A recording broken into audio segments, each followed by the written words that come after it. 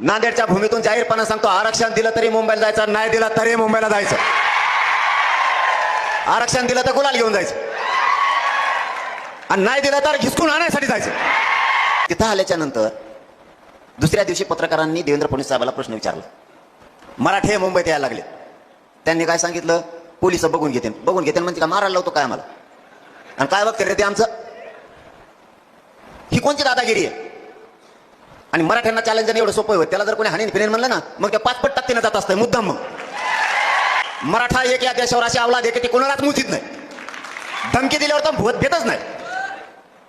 तुम्ही धमकी द्यायला पोलिस बघून घेतील. देवेंद्र फडणवीस तुम्हाला या महाडतळा गावातून सांगतो, धमकी द्या, आडवा उभा कोणी पण येऊ द्या, मनोज जरांगे आणि मराठे मुंबईत घुसणार म्हणजे घुसणार.